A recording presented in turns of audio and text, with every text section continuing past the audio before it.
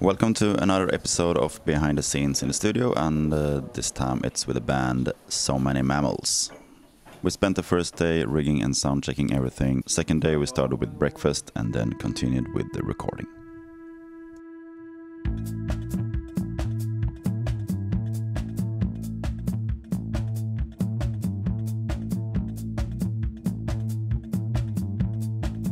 As usual, we start talking about the drums. The band wanted really dry drums, so I chose to place the drummer in the big live room to avoid early reflections that could appear when recording in a smaller room. And then I placed some baffles around the drum kit to take down the room sound a little bit.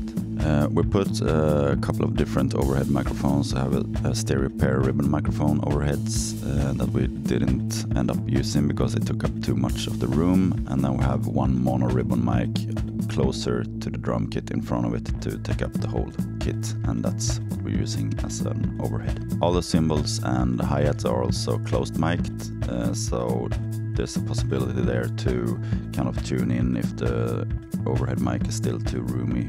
We can just use the spot mics on the cymbals and keep everything really close and tidy. There are two special purpose microphones on the drum kit, which one is the COPPERPHONE from Placid Audio, which belongs to the bass player Simon. And the other special microphone on the drum kit is a guitar amp combo in front of the kick drum to work as a SUBKICK to pick up more subs from the kick drum. And we're gonna listen to some example of both of those microphones.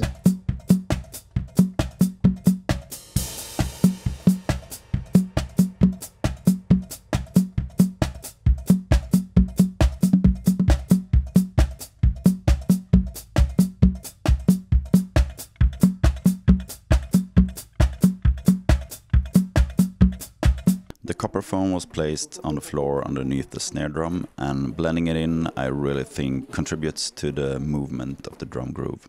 The most part of the music was put down as live takes with some overdubs after, and of course vocals were recorded afterwards. Synths and keyboards were lined during the recording, and then we did reamping afterwards, and this is the difference between the line and the reamp.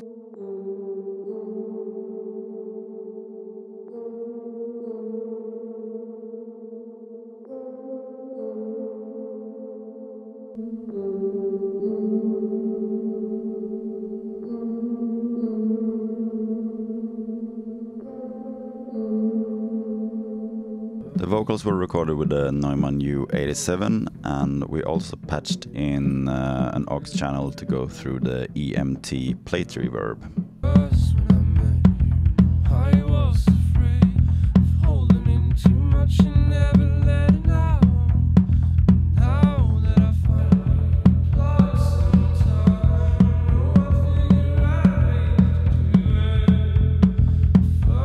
Then I of course sent the dry vocals through the in-house build LA2A, and after that also through the 1176 to shave off some of the faster transients. That's all I have to share from this recording this time. I know that the band will do some additional vocal recordings as well as some re-recordings of some vocals after the fact of this recording. Maybe I will run those new vocals through the same compressor chain and with the EMT plate if the band requires for the future mixing that I'm not the one to do.